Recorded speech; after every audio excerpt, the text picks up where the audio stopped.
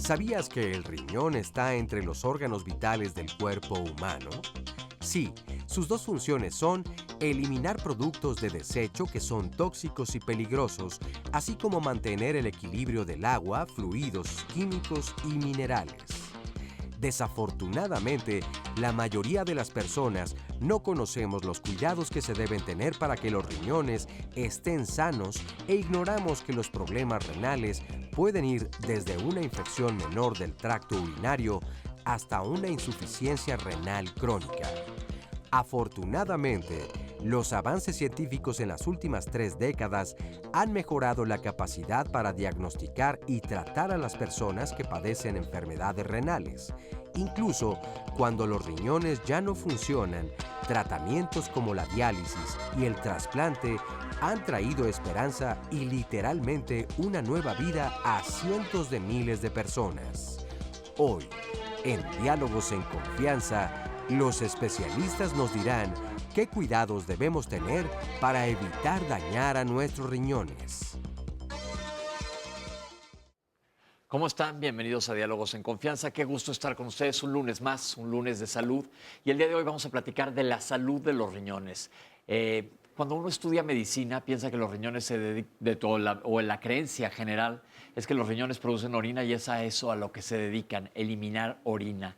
Pero como vamos a ver el día de hoy, se van a enterar de que los riñones tienen muchísimas funciones más. Muchas de ellas son muy complicadas y están aquí los especialistas que nos van a ayudar a que las entendamos perfectamente bien. Y lo que buscamos el día de hoy es que aprendamos a cuidar nuestros riñones. ¿Por qué? Porque tristemente existe allá afuera mucho producto que hace daño a los riñones, muchas ideas erróneas que también lastiman a los riñones y en los últimos años mucha charlatanería que también lastima a los riñones. Entonces todo esto vamos a platicar sin hablar específicamente de una enfermedad que evidentemente vamos a tocar también, pero el chiste es que hoy queden con una idea clara de cómo debemos cuidar a nuestros riñones, que como se dijo en la entrada del programa, son uno de los órganos más vitales de nuestro organismo, pero eso no lo discuto yo porque el día que tenga aquí cardiólogos me van a discutir que es el corazón, el día que tenga aquí a un neurólogo va a ser el cerebro y somos un conjunto. Y hay que trabajar en conjunto. La semana pasada no pude trabajar en conjunto porque Oscar Virués me abandonó y decía yo que me merecía yo un Oscar la semana pasada de poder barajear el programa solo. ¿Cómo estás, Oscar? Pues bien, contento y muy contento de estar aquí hoy, este lunes, mi querido Pepe, y contento de saludarte y saludar a todo el mundo que nos acompaña en esta transmisión. ¿Qué tema tan importante? Yo creo que ha generado ya ciertas expectativas en algunas personas en las redes sociales. Hoy, desde luego, pues tenemos un panel de lujo de especialistas que profundizarán en el tema para que todas las dudas sean despejadas a lo largo del programa. Pero por eso la invitación es que nos escriban y nos compartan en las redes sociales, tanto en Twitter como en Facebook. También que recuerden que tenemos la página de Facebook de Diálogos en Confianza, en donde pueden encontrar el Facebook Live, este espacio donde nos pueden mandar sus preguntas, sus comentarios, seguir el programa en vivo y además llevárselo a donde ustedes tengan que ir. También está la página en internet, la dirección es www.canal11.mx/diálogos. Otra forma de comunicarse aquí al programa es a través de la vía telefónica y el número para hacerlo es el 51 66 40 00. Bueno, saludo con mucho gusto a nuestras amigas y compañeras, a Fabiola Ruiz y a Istiel Caneda. Ellas son las intérpretes en la lengua de señas mexicana y nos acompañan como todos los días a lo largo de estas 2 horas.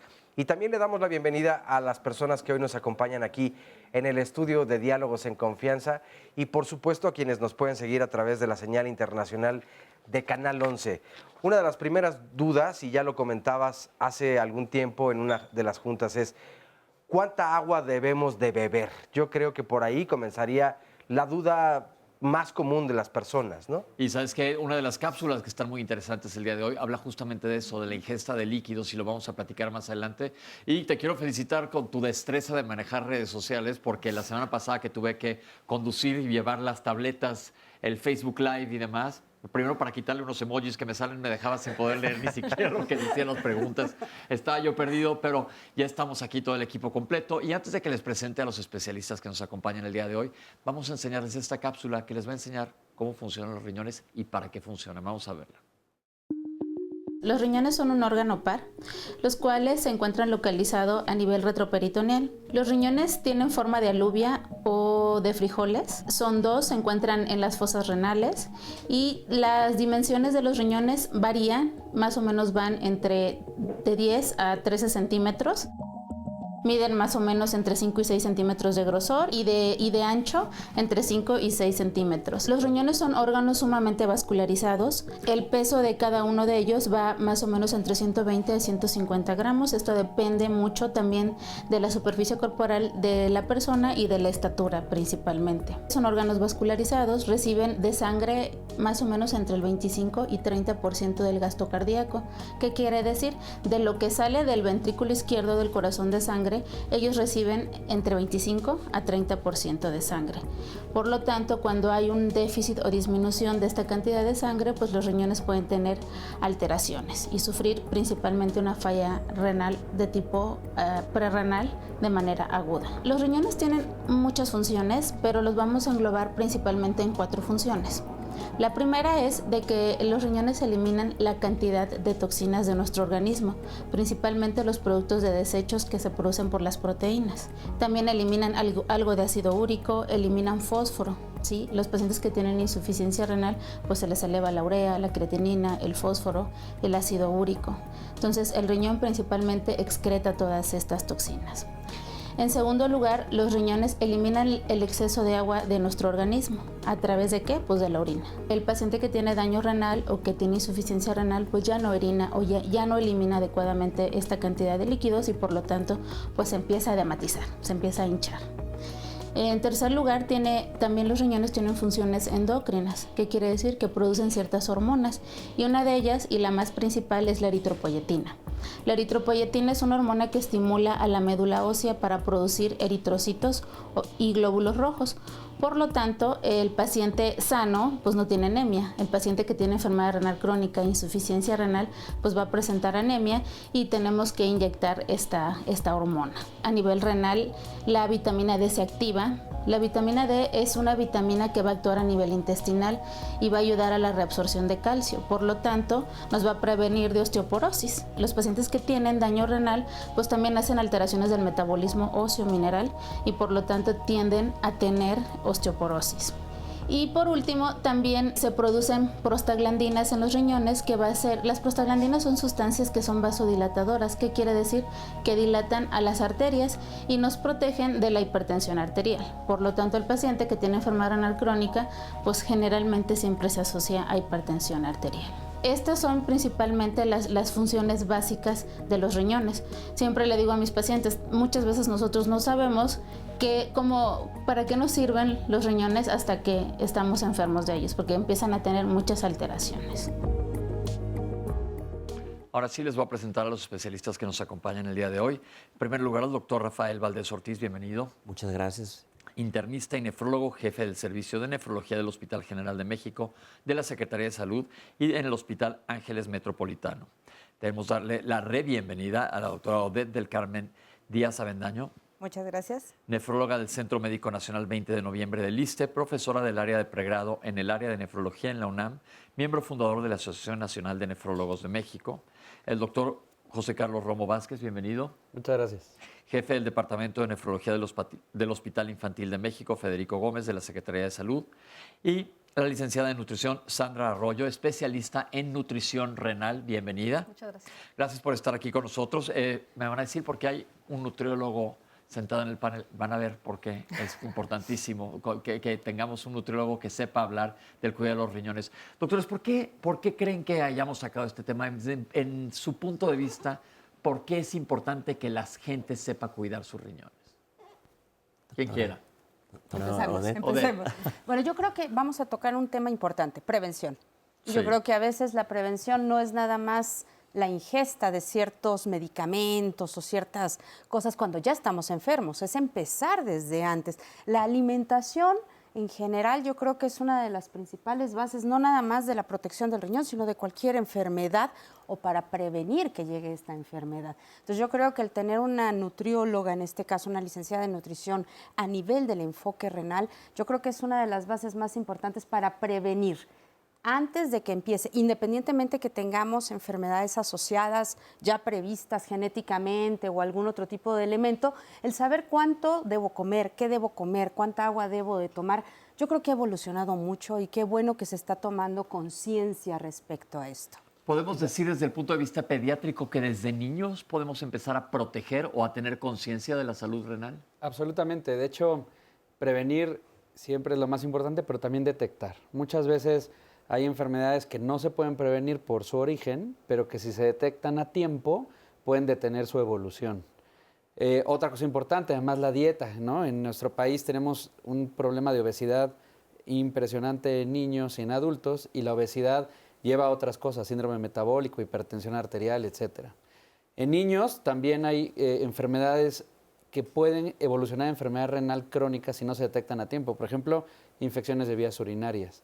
Por ejemplo, la dieta que ahorita vamos a platicar, que los niños se llevan a la escuela, y también, por ejemplo, el uso de medicamentos no autorizados en casa. Por ejemplo, los papás, el niño se enferma y, bueno, en lugar de hablarle al pediatra, vamos a darle tal cosa. Y el uso a veces de medicamentos de manera crónica va afectando los riñones. Entonces, desde la infancia podemos ver problemas renales que pueden prevenirse, detectarse, y que si eso lo hacemos a tiempo, podemos evitar llegar a enfermedad renal crónica. Mi labor el día de hoy va a ser barajarles este tema con calma, porque hay muchísimo de qué hablar, ya que nos acaban de decir dieta, medicamentos que tomamos de manera regular, que a lo mejor no estemos enterados, pero quiero que desglosemos un poquito más sobre las funciones del riñón. El riñón no nada más forma orina. Primero que nada, ¿qué es la orina? Bueno, primero felicitar al grupo de Diálogos en Confianza. Creo que hablar de salud renal desde el punto de vista preventivo en un país como México, que somos el primer lugar de insuficiencia renal, es de verdad felicitarlos. Los riñones, como bien se ha comentado, producen orina. ¿Qué es la orina? Pues un desecho de productos tóxicos. ¿Y de dónde vienen esas toxinas? De nuestro propio organismo y mucho de lo que comemos. Realmente somos un reflejo de lo que comemos. Si comemos alimentos ricos en toxinas, es un trabajo extra para el riñón, y la orina obviamente va a estar sobresaturada de toxinas. Hay alimentos que no generan tantas toxinas, y realmente la dieta es parte y es piedra angular en el manejo y prevención de las enfermedades renales. Entonces podemos decir que la formación de orina básicamente es sacar toxinas, porque ahorita más adelante vamos a hablar de los famosos detox, si verdaderamente son necesarios y funcionan, creo que es un punto importante, pero el riñón solito filtra, y ahorita vamos a hablar de lo que es el filtrado, y tira las sustancias, por un lado, que ingerimos, que a lo mejor no son buenas para nuestro organismo. El organismo es muy listo y va a saber qué nos sirve y lo va a echar casi todo por la orina, porque también el tubo digestivo tiene que por ahí que ver el hígado, ya lo hemos platicado, esa es mi ventanilla, el sudor también, pero la orina es probablemente el más importante, manera de depurar. Y no solo eso, sino que nuestro trabajo, de todos nuestros órganos que trabajan, el músculo, el corazón, nuestro tubo digestivo, genera sustancias, como todo, cuando uno está preparando una ensalada, va a cortar la lechuga y van a quedar cachos que hay que echar para afuera, que no va a funcionar. Entonces esto es la formación de orina, pero hay más funciones del riñón que vamos a ver esta cápsula, y regreso con los panelistas para que nos platiquen cada una de ellas por qué son importantes. Vamos a verla. La función de los riñones es filtrar los productos de desecho y eliminar el exceso de sodio y agua de la sangre para producir orina. La orina viaja de los riñones por los uréteres hacia el interior de la vejiga, donde se va acumulando. La vejiga se adapta al incremento del volumen de orina, y cuando se llena envía señales nerviosas al cerebro que transmiten la necesidad de orinar. Al vaciarse la vejiga, la orina sale a través de la uretra, un tubito en la parte interior de la vejiga cuya abertura se encuentra al final del pene en los niños y frente a la vagina en las niñas. Por lo general, la orina en la vejiga no contiene bacterias. Sin embargo, estas pueden introducirse en el tracto urinario de dos maneras. La más frecuente es a través del extremo inferior de las vías urinarias y extenderse hacia la uretra, la vejiga e incluso al riñón. La otra es a través del flujo sanguíneo directamente a los riñones, aunque esto es muy poco frecuente. Entonces, está una de las funciones del riñón y ya quedó perfectamente clara, es eliminar todo lo que no nos está funcionando. El riñón es el principal. Pero hay otras funciones del riñón. Se habló en el último momento de la cantidad de sangre que recibe el riñón. Ustedes saben que toda la sangre que pasa a través del sistema de los riñones en un día podría llenar una tina de baño, básicamente. Es una gran cantidad de sangre que está pasando ahí continuamente. Entonces, ¿qué pasa cuando la sangre llega al riñón, doctores? Bueno, inicialmente decía un maestro, el corazón sirve para bombearle sangre al riñón, nada más. Los riñones reciben una cantidad muy alta, efectivamente, hasta 180 litros están filtrando. Quiero que imaginemos 180 litros equivalen más o menos a alrededor de 20 garrafones de agua. Todo eso está filtrando los riñones y es un pasar de la sangre continuamente, eliminando todas las toxinas que estamos ingiriendo en los alimentos. ¿Y el agua? Bueno, obviamente el agua es una de las funciones más importantes en el cuidado de los riñones. Una de las preguntas que nos hacías al inicio, ¿cuánto es lo normal de agua? Pues depende de dónde vivamos. Si estamos viviendo en Sonora, pues hay que tomar muchísima agua. Si vivimos en una zona no tan cálida, pues por lo menos garantizar 1,5 litros de agua diaria. Ahorita voy a regresar a platicar porque tenemos hasta una cápsula de la ingesta de agua y ahí me voy a detener. Pero vamos ahorita a seguir más con otras funciones del riñón. ¿Qué tiene que ver el riñón con la presión arterial? De hecho, es el que regula netamente la presión arterial. Erróneamente se menciona me van a colgar, pero erróneamente se piensa de que es cardiología. Pero en realidad el riñón es el que controla la presión arterial mediante mecanismos de estos líquidos que entran y salen precisamente para poder regular con otras sustancias junto con el líquido, para hacerlo mucho más fácil. Estas presiones van haciendo que esa presión arterial se mantenga dentro de nuestro organismo. Entonces ahí va. Primero, depurar, filtrar todo lo que comemos, las sustancias que genera nuestro organismo que ya no funcionan, las va a echar para afuera, va a regular la cantidad de líquido que tenemos, va para mantener una homeostasis, se llama, o equilibrio del líquido adecuado que tengamos en el cuerpo y no hincharnos, va a echar ese líquido para afuera. Llegamos a otro punto más, va a regular también la presión arterial, pero todavía nos quedan una que otra función del riñón que después de este corte vamos a regresar a preguntarles a ustedes si las conocen. Le voy a preguntar a Oscar ahorita en el corte, no se vayan, estamos en Diálogos en Confianza, ahí venimos.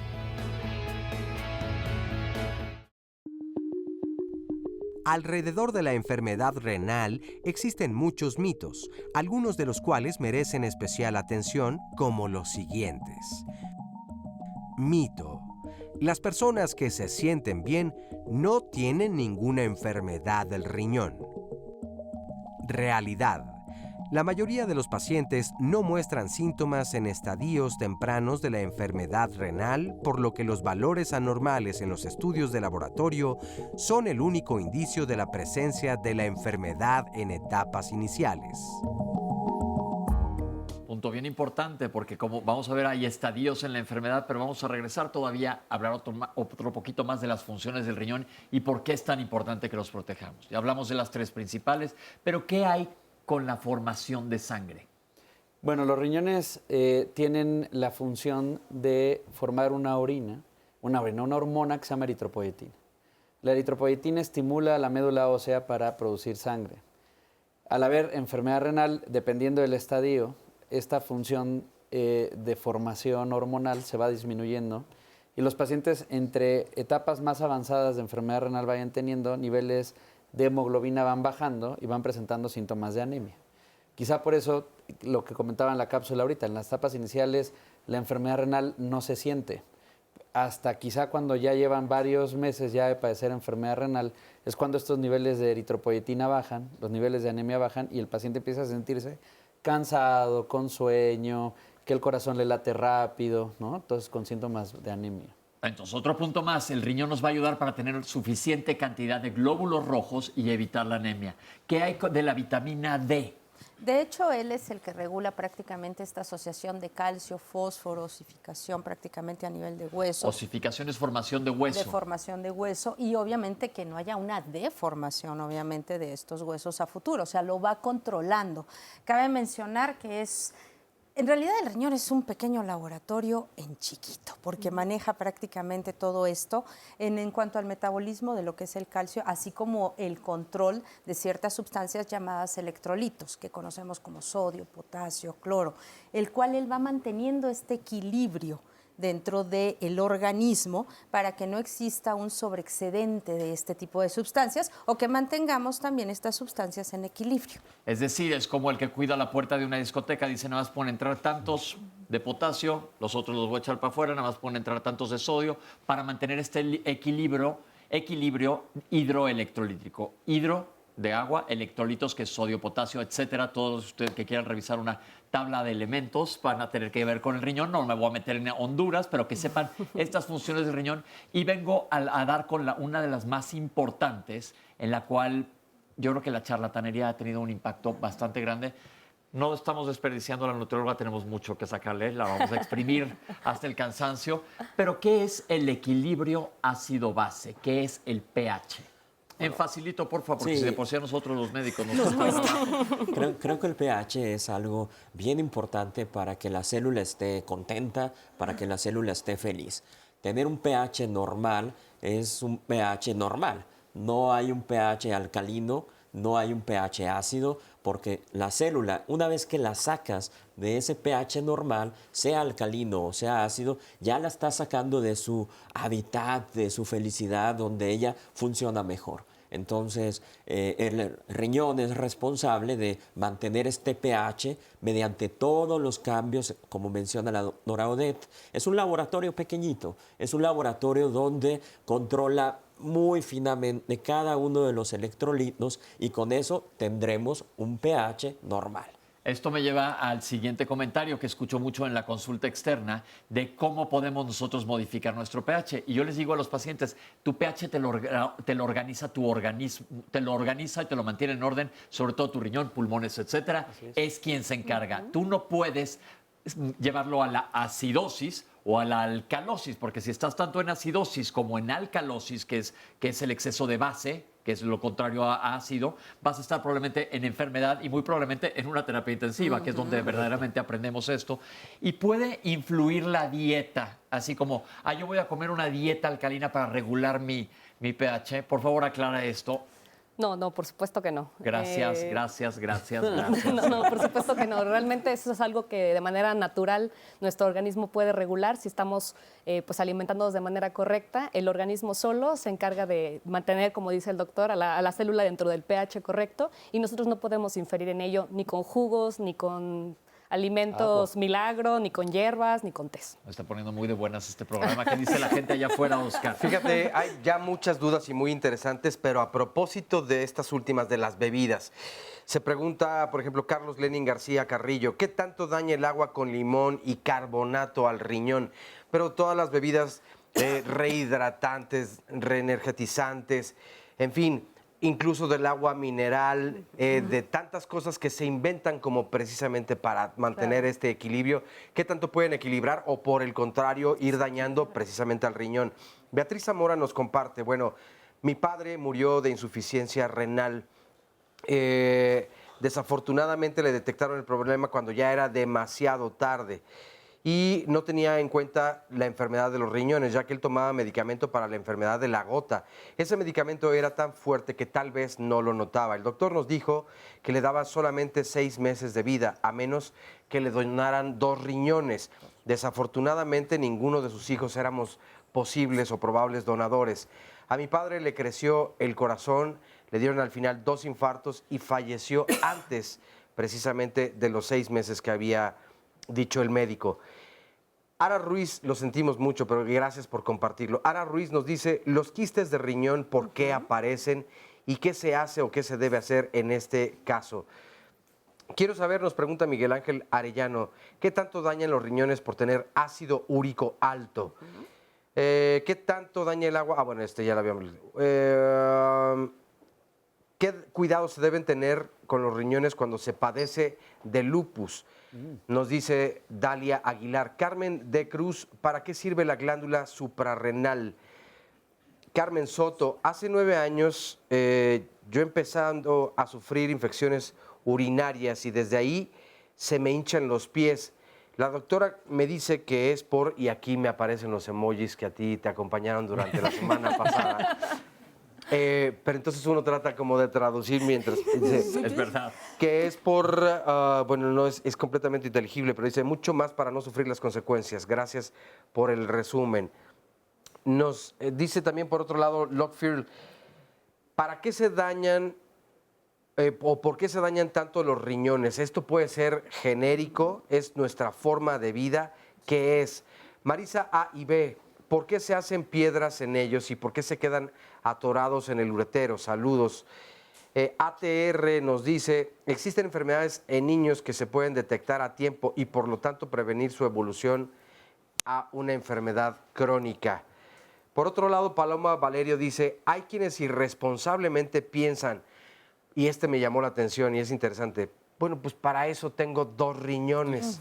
Si se me echa a perder uno, importante. pues entonces tengo el otro de repuesto, así como si en la cajuela trajéramos el neumático de repuesto.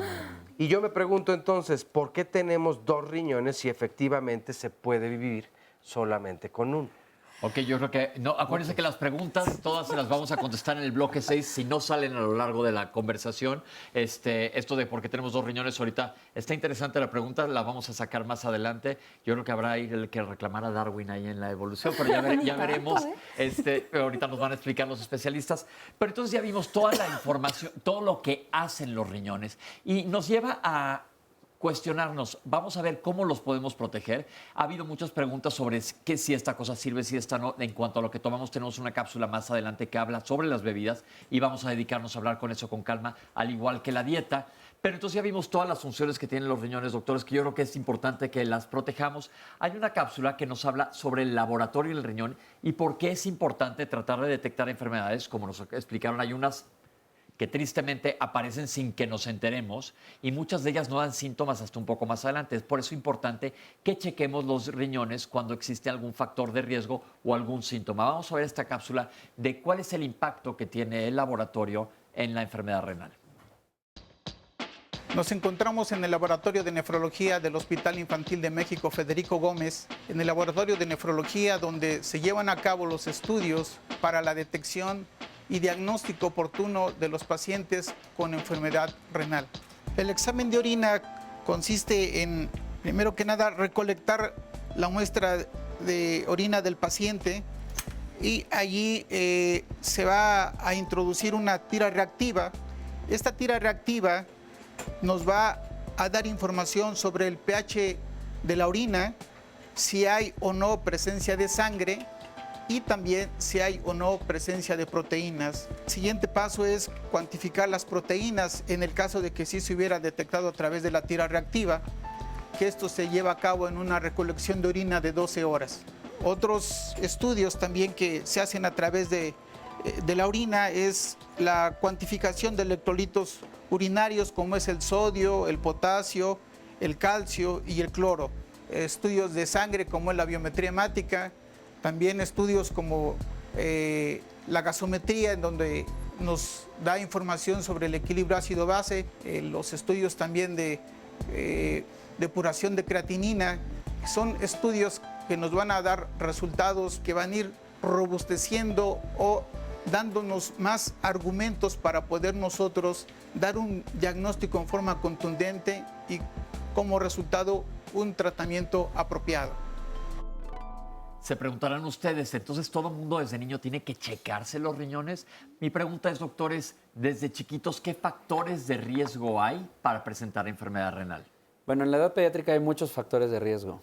Inclusive desde antes de que nazcamos ya tenemos o podemos tener algunos factores de riesgo. Por ejemplo, la prematurez. Los niños prematuros son o tienen factor de riesgo para en el mediano o largo plazo presentar enfermedad renal. Las infecciones del tracto urinario de repetición son otro factor de riesgo. El uso de medicamentos, lo comentaba hace rato, ¿no? Para la fiebre, dale tal y no van con un médico.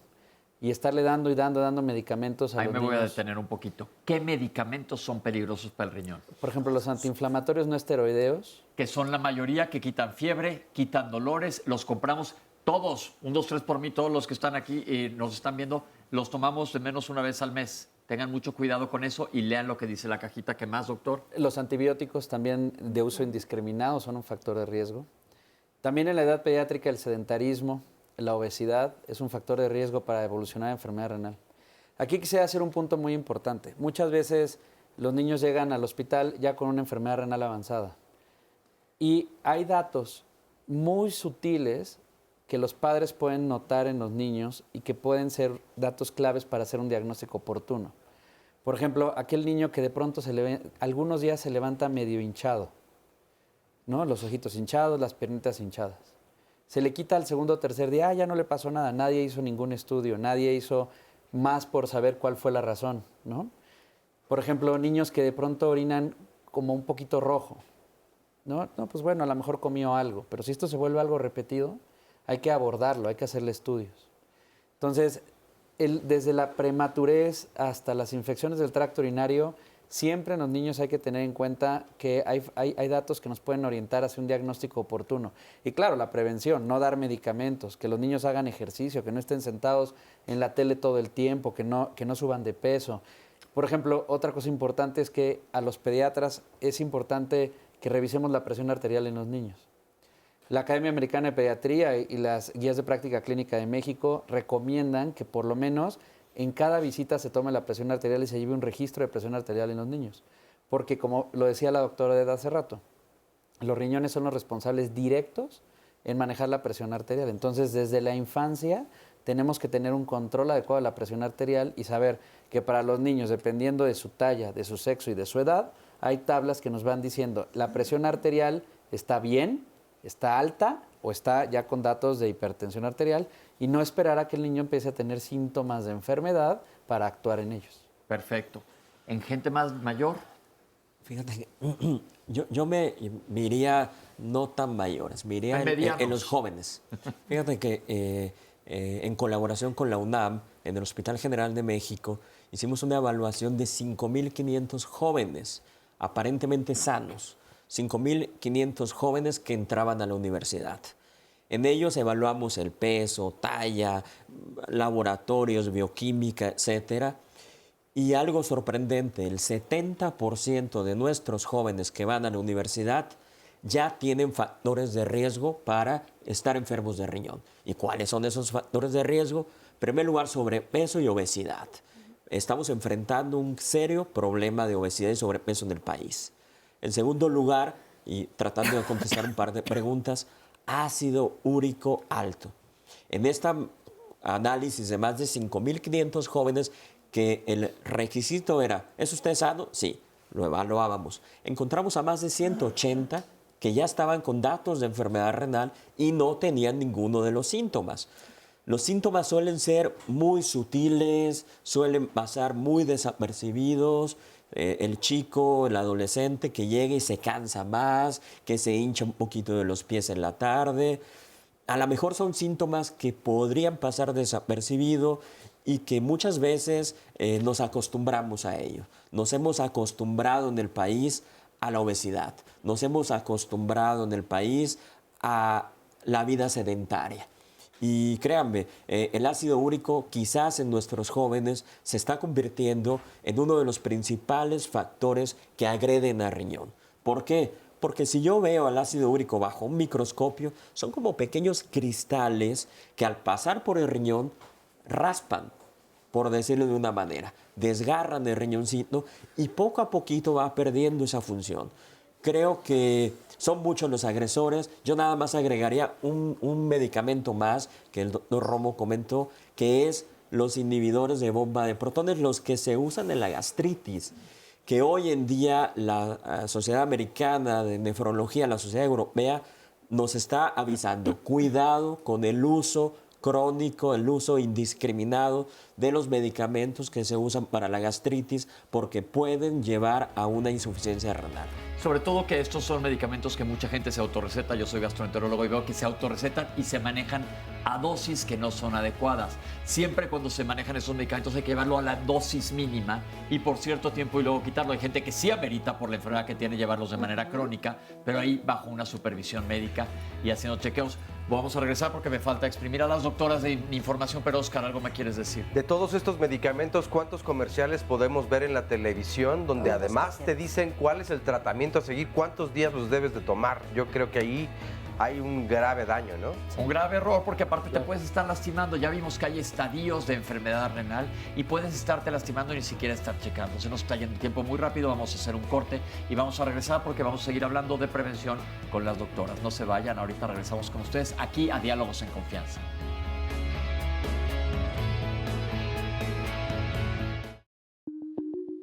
Mito.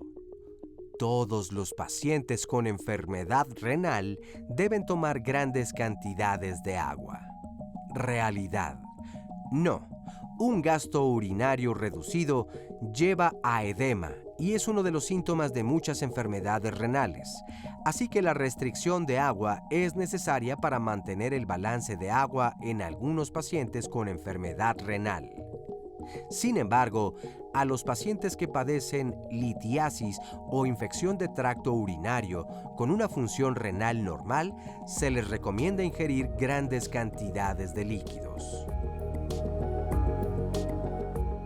Ya estoy con el público que nos van a dar sus testimonios, pero antes de que platique un poco con ellos, quiero seguir sobre lo que estamos platicando, doctora Odette. Antes, ¿qué hay con los adultos y con unas enfermedades importantes que hay que mencionar y el riñón? Bueno, sabemos que las enfermedades más comunes dentro del adulto, diabetes, hipertensión, que serían la base prácticamente de lo que nos lleva más a enfermedades renales, tampoco son exclusivamente las únicas, existen otras enfermedades. Tenemos que tomar algo en consideración en el adulto, el estilo de vida. Yo puedo tener controlada tal vez aparentemente la enfermedad de algún tipo, pero si el estado nutricional que yo llevo es inadecuado, no es en lo que requiere mi organismo, que aquí quiero también hacer un breve comentario con respecto a esto y también con el agua. El agua, metiéndonos un poco en esto, tiene que entenderse que va a ser el requerimiento dependiendo de la persona, dependiendo de a quién estoy yo viendo. No es lo mismo una persona pequeña que una persona grande, una persona más robusta, una persona que tenga diferentes actividades. Volviendo en cuanto a la alimentación, hemos cambiado el estilo de vida. Tenemos que aceptar que antes tal vez no comíamos mejor, pero por lo menos teníamos más orden dentro de nuestro estilo de vida y los alimentos que consumíamos eran más de un tipo, podríamos llamar natural. Entonces, este tipo de cambio también ha aumentado la tasa de diabéticos en México. El copiar ciertas costumbres de otras zonas nos ha hecho que nuestro metabolismo, que está propenso a este tipo de enfermedades, aumente. ¿Cómo creo yo que en un momento determinado, en base a este foro que tenemos en este momento, porque digo, podemos hablar de muchas enfermedades, yo creo que en este momento es hablar qué como, cuándo como, qué voy a comer, lo que como es realmente lo que yo necesito, o sea, conocer realmente la alimentación, no vivir de mitos. Yo creo que ahorita tenemos una gran oportunidad. Ahorita vamos a platicar de alimentación, además vamos a hablar un poco con el público, pero nada más un punto, porque creo que la diabetes y la obesidad son importantísimas en cuanto a la enfermedad renal. Un paciente hipertenso, un paciente diabético, si controla bien sus hábitos, ¿protege su riñón? Por supuesto. Y no nada más el riñón, obviamente que todo el resto de su órganos, organismo. pero enfocándonos porque enfocándonos al riñón, sí. Mucha gente piensa que una vez que te diagnostican diabetes estás tronado de los riñones.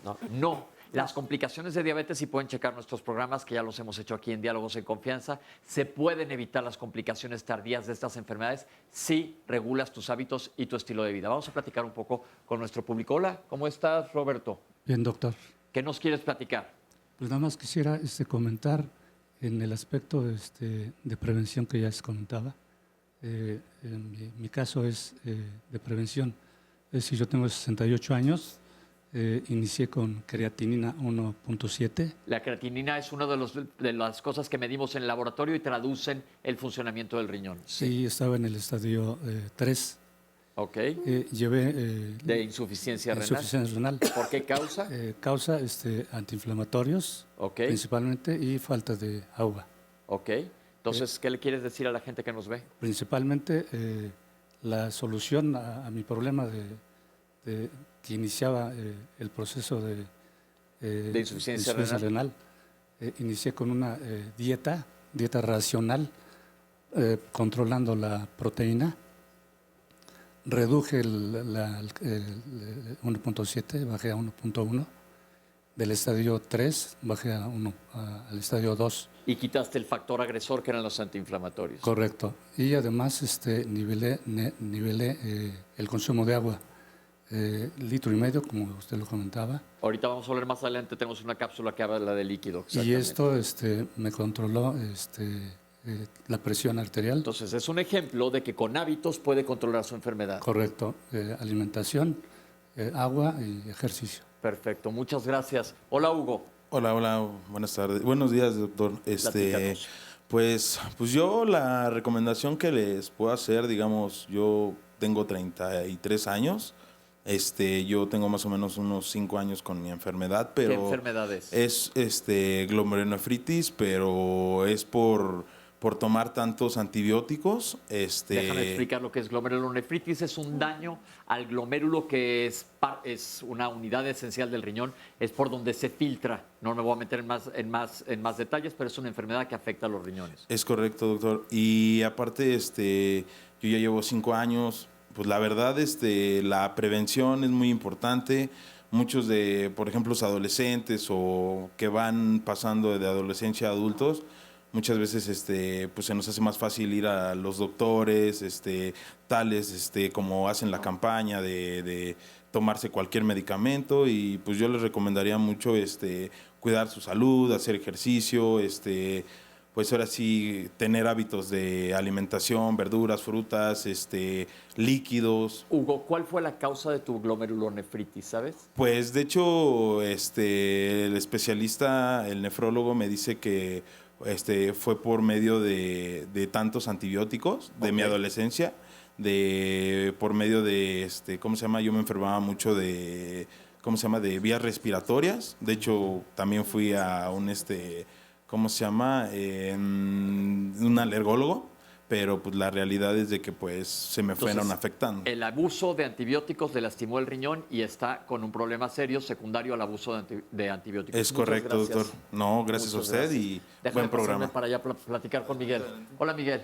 Hola, ¿qué tal? Buenos días. ¿Cuál es tu caso? Bueno, yo fui diagnosticado con glomerulonefritis focal y segmentaria hace 5 años. ¿Es otro tipo de enfermedad propia del riñón? ¿Por qué? No se pudo establecer el diagnóstico porque ya no se pudo realizar la biopsia. Okay. Ya estaba muy avanzado el daño y era más daño el que me iban a hacer al hacer la biopsia. Entonces ya no se iba a obtener casi nada de lo que me dijeron los médicos. ¿Pero te dijeron que pudiste haber prevenido tu enfermedad? No. Ok, ¿estás con algún tratamiento? Actualmente nada más con los antihipertensivos y la dieta y algunos otros medicamentos. Ok, la importancia de la dieta, ¿qué le quieres decir a la gente? No, pues que la dieta, como ya lo comentaron los doctores, es súper importante. Desde hace 5 años que fui diagnosticado, llevando la dieta hasta ahorita, me encuentro en la misma etapa. Estás controlado. Claro. Perfecto. Mil gracias, Miguel. Vamos a ver una cápsula que nos habla de alimentación para regresar y hablar ahora sí con ganas sobre la dieta. Nosotros somos todos lo que consumimos. Dentro de la protección para los riñones hay una protección primaria y una protección secundaria. La protección primaria es aquella que se le da a los pacientes que no están enfermos. ¿Qué puedo hacer para que mis riñones no se enfermen? En primer lugar, pues llevar una dieta balanceada, ¿sí? Hacer ejercicio, evitar sobrepeso y obesidad, evitar la ingesta de alcohol, evitar el tabaco, ¿sí? O disminuir el consumo de tabaco, haciendo ejercicio, manteniendo un peso ideal, evitar sobrepeso, evitar obesidad y tener una alimentación balanceada. Aquí hablamos, ¿de qué hablamos sobre cuando decimos de alimentación balanceada? Pues sabemos que nuestro organismo debe tener cierta porcentaje de ingesta de carbohidratos, de proteínas y de grasas. Aquí principalmente lo que afecta a los riñones es la sobrecarga de proteínas y es bueno lo que la dieta del mexicano generalmente estamos habituados a comer todos los días, hablando del consumo de proteínas, pues carne roja. Entonces sí tenemos que tener cierta cantidad de ingesta de proteínas al día para evitar sobrecargar a nuestros riñones. Hay muchos estudios que revelan que la ingesta ideal de proteínas al día debe ser más o menos entre 1.3 y 1.8 gramos por kilo de peso al día, que quiere decir que más o menos tendríamos que estar consumiendo entre 90 gramos a 120 gramos de proteínas al día, que en realidad muchas veces no lo hacemos. Nosotros vamos a un restaurante y vemos los cortes, si lo han visto, 200, 400, 600 gramos, ¿no? Es una sobrecarga muy importante de proteínas, que obviamente esto va a hacer que nuestros riñones empiecen a hiperfuncionar en el afán de eliminar pues la urea y la creatinina, que son principalmente los desechos tóxicos de estas proteínas. Entonces debemos de tener un consumo adecuado de proteínas. Obviamente si el paciente es diabético, pues también tiene que tener un consumo bajo de carbohidratos, ¿no? Y si tiene sobrepeso y obesidad, pues también debe de disminuirle al consumo de las grasas. La dieta principalmente en el paciente que ya tiene enfermedad renal crónica, sabemos que la enfermedad renal crónica se divide en 5 estadios, ¿sí? Donde el estadio 1 es un daño leve y el estadio 5 es aquel paciente que ya tiene insuficiencia renal y que necesita dializarse. Entonces, las dietas antes del estadio 1 al estadio 4, pues son pacientes que todavía no se dializan. El paciente que está en estadio 4 es un paciente que está en prediálisis. ¿Qué quiere decir? Pues que está en la antesala de dializarse. Por lo tanto, la ingesta de proteínas pues tiene que ser muy baja. Entonces, si decíamos que la ingesta normal de proteínas en el paciente sano más o menos era de 1.3 gramos a 1.8 gramos al día, en el paciente que está en prediálisis pues se baja muchísimo. Más o menos va de 0.6 gramos a 0.8 gramos por kilo de peso al día. Entonces tenemos que restringir por completo las proteínas para evitar que el paciente llegue a diálisis. Un paciente que ya inicia la diálisis puede tener la dieta un poco más abierta, por así decirlo, a las proteínas. Necesitamos empezar a nutrirlo y bueno, ya va a tener una terapia sustitutiva que va a hacer que se eliminen los desechos de estas proteínas principalmente. Entonces la dieta en el paciente que se dializa más o menos está basada entre 0.8 a 1 gramo por kilo de peso al día. Espero que no hayan quedado asustados con tanto número en la cápsula, porque me van a decir, híjole, ¿yo cómo sé cuánto peso, cuántos gramos? Primero vamos a hablar, antes de enfermedad renal, de alimentación sana. ¿Qué es una alimentación sana? ¿Dónde la aprendemos? El plato del buen comer, aquí lo hemos mencionado. ¿Qué es una alimentación sana? Bueno, como bien lo decían en la cápsula, una alimentación equilibrada o sana es difícil de llevar a cabo si no puedes calcularlo matemáticamente hablando. Realmente lo que damos nosotros cuando no es una dieta calculada específica para un paciente es recomendaciones generales. De ahí viene lo del plato del buen comer. Generalmente la alimentación del mexicano tiende a ser muy alta en proteínas. Las proteínas pueden ser animales o pueden ser vegetales. ¿Por qué las proteínas animales son las que alteran más o afectan más al riñón? Porque una porción de producto de origen animal, como un cuarto de pechuga, 2 rebanadas de queso panela del tamaño de la palma de la mano, un huevo, solamente eso te da un promedio de 8 gramos de proteína por porción, mientras que una proteína vegetal como una tortilla, una rebanada de pan, solo te da 2 gramos. Eso no quiere decir que puedas comer mucha cantidad de proteínas vegetales a comparación de las animales. Pero bueno, al momento de que empezamos a excedernos del contenido de proteínas, hacemos que el riñón trabaje a marchas forzadas, que trabaje de más. Y esto hace que también a la larga se produzca un factor de riesgo para poder presentar la enfermedad renal. La gente, no nos vamos a meter a decirles porque mucha gente aparte no tiene acceso Claro. a un nutriólogo, entonces es comer adecuadamente, pero no caigamos en este error que todo el mundo pensamos, no, hay que llenarnos de proteína. No. ¿Qué hay de las dietas hiperproteicas que están tan de moda? Sí, las dietas hiperproteicas tienen muchos años de haberse puesto de moda. Son dietas que se pusieron de moda porque hacen perder peso muy rápidamente. Entonces, lo que hacen es quitar la principal fuente de energía del cuerpo, que son los carbohidratos o hidratos de carbono. Es decir, son dietas que quitan frutas, quitan cereales como pan, bolillo, arroz, y se enfocan solamente a consumir proteínas, principalmente proteínas animales y grasas. Es decir, este paciente es... Esta es la famosa dieta cetogénica. Cetogénica. Ok, no nos vamos a meter al nombre porque lo podemos complicar, pero lo han escuchado muchos y se ha puesto muy de moda. La cetosis, que es lo que busca esta dieta, te puede hacer daño, ¿por qué? Bueno, como estás disminuyendo la principal fuente de energía, que son los carbohidratos, el organismo necesita carbohidratos de alguna manera. Entonces, este paciente es orillado a consumir solamente proteínas animales y grasas. Como no tenemos la fuente de carbohidratos, que es la principal fuente de energía, y de lo único de lo que se alimenta el cerebro, el cuerpo busca formar carbohidratos a partir de otras cosas, como a partir de la grasa. Entonces, al principio, pues el paciente pierde mucho peso rápidamente, pero también se puede empezar a tomar energía a partir del músculo, que son las proteínas. Esta pérdida de peso, sí, obviamente es muy acelerada, pero no es sana, porque hace que se aumente el colesterol, puede aumentar el ácido úrico, el paciente puede tener problemas de presión arterial, incluso llegar a presentar una hipertensión arterial ya diagnosticada, y bueno, finalmente esa pérdida de peso no es sana porque se pierde peso de músculo, peso de agua, peso de hueso. ¿Y qué le pasa al riñón? El riñón trabaja a marchas forzadas. ¿Se puede causar una insuficiencia renal con estas dietas? Sí, por supuesto que sí. Esto puede ser agudo, que quiere decir que si volvemos a una dieta saludable puede quitarse, pero también puede ser crónico. Principalmente cuando son pacientes que además de eso ingresan suplementos hiperproteicos para poder perder peso. A eso voy. ¿Qué hay de la proteína que yo tomo también, inclusive, de la que dan los botes que compramos la gente que hacemos ejercicio en gimnasios? ¿Qué tan sano, qué tan peligroso? ¿Cómo los que tomamos esta proteína saber cuánto es poquito, cuánto es mucho? Bueno, en teoría y lo ideal sería que fuera calculado este consumo de suplemento junto con la alimentación que estamos consumiendo. Bien lo dijeron en la cápsula. Generalmente, para no entrar en mucho detalle, promedio debemos consumir como 1 gramo de proteína por kilo. Pero lo que pasa es que no es fácil medirla. No es fácil. Entonces, por eso quiero dar consejos prácticos a la gente de qué hacer. Sí, claro. ¿Qué hay con esas proteínas? Lo más ¿Se recomienda o no? No es recomendable porque realmente la alimentación se puede llevar a cabo con solo alimentos. Si nosotros consumimos quesos bajos en grasa, carne magra, que quiere decir que es baja en grasa, leche no tan grasosa, no entera, sino descremada, si consumimos ese tipo de alimentos, es suficiente la proteína para poder mantenernos sanos. Es diferente un paciente que hace ejercicio al que no hace ejercicio. Ok, entonces lo ideal sería estar bajo una supervisión nutriológica y cuidado con los suplementos. Estoy muy insistente en esto porque lo vemos todo el tiempo allá afuera y podemos estarnos dañando nuestros riñones. Estas dietas de moda que aparecen por todas las revistas, te voy a llevar a cetosis. ¿Cuánto tiempo? Además, porque mientras más tiempo pase, más riesgo existe para el paciente. Yo he visto gente que está en esas dietas que bajan de peso y luego de repente se están cayendo al piso, etcétera, por efecto colateral. Esto es importante. No solo estás dañando a tu riñón, sino a todo tu organismo. ¿Querías agregar algo más sobre la dieta? Sí, yo pienso que la dieta en el adulto es muy importante, pero tenemos que enseñar a comer a los niños. Claro.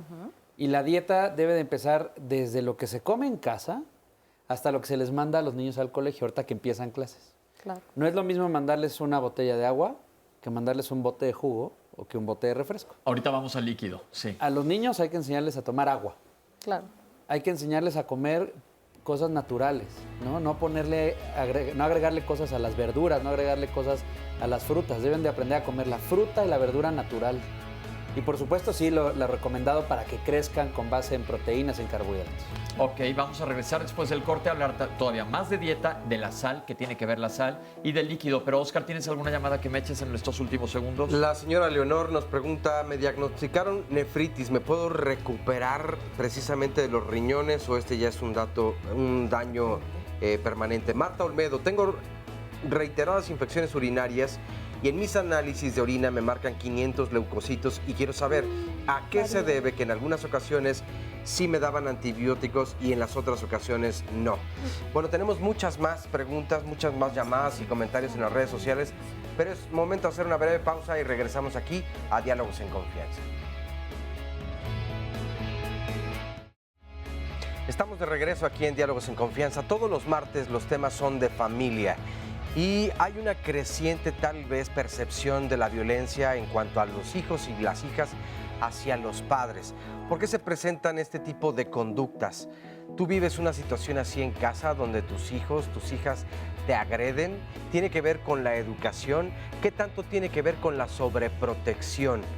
Esto que muchas personas creen que entonces es un cuidado, pues no excesivo, sino un cuidado donde están muy al pendiente precisamente de esta relación madre o padre, hijo o hija, pero puede hacer daño justamente más adelante. Muchas veces en una actitud muy retadora, las hijas y los hijos responden, pues yo no te pedí nacer, y cosas así que tal vez se pueda tomar como un poco a la ligera, pero en realidad esto tendrá muchas consecuencias emocionalmente y en este vínculo que se forma precisamente. El título es La sobreprotección. ¿Puede generar hijos e hijas violentos? No se lo pierdan mañana en punto de las 9 de la mañana aquí en Diálogos en Confianza. Y para venir al estudio pueden marcar al 5341 4435. Vamos a ver a continuación el resumen de la primera parte. La prevención no es nada más la ingesta de ciertos medicamentos o ciertas cosas cuando ya estamos enfermos, es empezar desde antes. La alimentación en general yo creo que es una de las principales bases, no nada más de la protección del riñón, sino de cualquier enfermedad o para prevenir que llegue esta enfermedad. Una licenciada en nutrición a nivel del enfoque renal, yo creo que es una de las bases más importantes para prevenir. En niños también hay enfermedades que pueden evolucionar a enfermedad renal crónica si no se detectan a tiempo. Desde la infancia podemos ver problemas renales que pueden prevenirse, detectarse y que si eso lo hacemos a tiempo podemos evitar llegar a enfermedad renal crónica. Hablar de salud renal desde el punto de vista preventivo en un país como México, que somos el primer lugar de insuficiencia renal, los riñones, como bien se ha comentado, producen una orina. ¿Qué es la orina? Pues un desecho de productos tóxicos. ¿De dónde vienen esas toxinas? De nuestro propio organismo y mucho de lo que comemos. El corazón sirve para bombearle sangre al riñón, nada más. Los riñones reciben una cantidad muy alta, efectivamente, hasta 180 litros están filtrando. Un pasar de la sangre continuamente, eliminando todas las toxinas que estamos ingiriendo en los alimentos. Obviamente el agua es una de las funciones más importantes en el cuidado de los riñones. ¿Qué tiene que ver el riñón con la presión arterial? De hecho, es el que regula netamente la presión arterial. Los riñones tienen la función de formar una hormona que se llama eritropoyetina. La eritropoyetina estimula la médula ósea para producir sangre. En realidad el riñón es un pequeño laboratorio en chiquito, porque maneja prácticamente todo esto. Mito. Todas las enfermedades del riñón son incurables. Realidad. No todas las enfermedades del riñón son incurables. Con un diagnóstico temprano y tratamiento oportuno, muchas enfermedades pueden ser curables. En la mayoría, la progresión es lenta o paulatina. Estoy viendo que hay muchísima información y quiero sacar lo más posible de los especialistas, pero vamos a escuchar lo que nos dice el público. Oscar. Franco Velasco nos dice, se me ha diagnosticado retención del 70% de vejiga en la primera micción. Me está tratando un urólogo, quien me manda 2 medicinas, finasterida y tramsulofina. Sí. Solo tengo prostatitis, pero aquí dice prostatitis. Nivel 1, entonces, ¿esto afectaría con el tiempo mis riñones? 2, ¿sería necesaria una operación si se me mantiene el problema de retención de vejiga, puesto que tanto en vejiga como en riñones será la operación que me han pronosticado? Si no se resuelve, les agradezco mucho y felicitaciones. Buenos consejos en general. Carla Gallegos, ¿por qué nacemos con quistes en los riñones? Toda mi familia tiene quistes en los riñones. ¿Esto se da por herencia? Juan José, ¿la orina debe tener un color y un olor específico? Dolores Mascorro, ¿qué es la hidronefrosis? Excelente programa. Mireya Fernández, ¿cómo deshacer o eliminar la arenilla de los riñones para un paciente que tuvo cáncer de mama?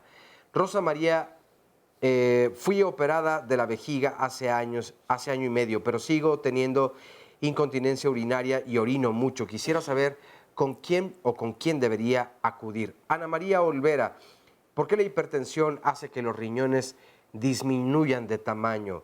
Alicia Granados, yo padezco de hipertensión desde hace 5 años y quiero preguntar, ¿quién me debe tratar? ¿Un nefrólogo o un cardiólogo? Bueno, en el resumen nos dimos cuenta parte de ello. Pues últimamente he presentado infecciones en vías urinarias y me encuentro en tratamiento con el cardiólogo.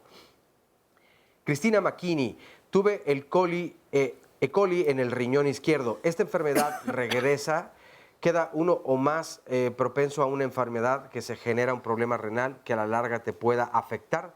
Angélica Pérez, como prevención, ¿qué estudios me debo realizar para detectar alguna enfermedad renal? Guadalupe de Anda, en la segunda ocasión, en 2 meses, tengo problemas urinarios. Siento ganas de ir al baño a orinar, pero no puedo hacer y me duele. Y hace como una semana comencé a sentir punzadas en la vejiga. Es a causa de tantos medicamentos que ingiero para la gastritis y colitis y la falta de agua. Esther, tengo mucha sed y tomo 5 litros de agua. Si no lo hago, me causa infección en vías urinarias. Mariano Rodríguez, desde hace una semana estoy orinando sangre. ¿A qué se debe y qué es lo que puedo o debo hacer? María Martínez, en un examen general de orina, ¿a qué se refiere la aparición de proteínas de orina? Y por acá también hay varias preguntas. Nos dice Gaby Rodríguez, yo tomo 1,5 litros o 2 litros de agua al día. Orino mucho, pero al mismo tiempo tengo mucha sed. Parecería que mi cuerpo no retiene el agua que tomo. Mis estudios de sangre no indican un tema de diabetes. ¿Qué otra cosa podría ser lo que me produce tanta sed? Mariana García dice, mi pregunta es, al estar mucho tiempo en lo caliente, ¿puede afectar a los riñones? Mi esposo, por ejemplo, hornea pizzas en periodos de hasta 3 horas. ¿Esto puede traerle una consecuencia al riñón? José González, tengo una hija con trisomía 21. No le gusta el agua pura, pero ¿qué otra bebida le puedo dar que no le haga tanto daño? Y finalmente Rebeca Paniagua, mi nieta cuando nació nos explicaron que tenía junto a la oreja una bolita y que tenía que hacerle un estudio de riñón. ¿Qué riesgo corre y si tenemos que hacerle, aparte de ultrasonidos, estudios y cada tiempo? Y de alimentación y bebidas, evidentemente, bueno, hay un sinfín de preguntas que ya ha ido respondiendo un poco la doctora. Perfecto, regresamos. Doctora, comentó que la alimentación es diferente para cada persona. Exacto. ¿Qué tiene que ver el ejercicio, por ejemplo? En el caso del ejercicio, para empezar, yo creo que tendríamos que ver qué paciente es o qué persona es. Si estamos hablando del ejercicio, mi gasto energético, lo que yo estoy en un momento determinado gastando al momento del movimiento, del ejercicio, puede ser mucho mayor. Yo creo que en este caso tenemos que tomar en consideración el tipo de ejercicio, el tipo de persona, qué enfermedades pueden o no estar asociadas con una historia clínica y dar una alimentación mucho más natural. ¿A qué voy con esto? La utilización de los famosos suplementos, en mi muy particular forma de vista, yo sí los considero muy peligrosos y no nada más No en el solamente el ejercicio. suplemento de proteína, sino toda la Todos sarta los de tipos proteína. de suplementos que podamos hablar, porque lo que empezamos a hacer es a consumirlos desmedidamente, creyendo que van a sustituir a la alimentación. Eso yo es lo que veo muy peligroso. Cualquier tipo de suplemento, el que querramos, líquidos, pastillas, como lo querramos ver. Yo creo que tenemos que empezar a crear conciencia y dar la información correcta de cómo nos tenemos que alimentar dependiendo si hacemos ejercicio, si tenemos un trabajo más tranquilo, si tenemos ciertos tipos de patologías. Porque si no, lo que ocurre es que en el mercado tenemos una gama impresionante de pseudovitaminas, de pseudoalimentaciones, de un montón de elementos, literalmente, que dicen que prometen tanto bajar de peso como de subir de peso, como de subir de músculo. Y en realidad, si vamos a hablar de esto, que es el riñón, pues realmente estamos dañando uno de los elementos más importantes para desintoxicarnos. Digo, no es exclusivamente el único, pero es uno de los que lleva más peso en este tipo de cosas. Entonces, yo creo que hay que tener mucho cuidado en esto e ir con especialistas realmente. Esto es bien importante, sobre todo si haces ejercicio, puedes acudir con un nutriólogo certificado. ¿Quién lo certifica? El Colegio Mexicano de Nutriólogos. Colegio Mexicano de Nutriólogos, ahí hay una lista de nutriólogos certificados. Y esto de los suplementos, ya tuvimos un día también de cuidados del hígado y los hepatólogos estuvieron con la misma opinión de tener cuidado con todo lo que no es medicamento y es natural, porque se vende sin receta. Todo lo que compramos, esta sarta de suplementos que probablemente te estén lastimando más que haciendo daño.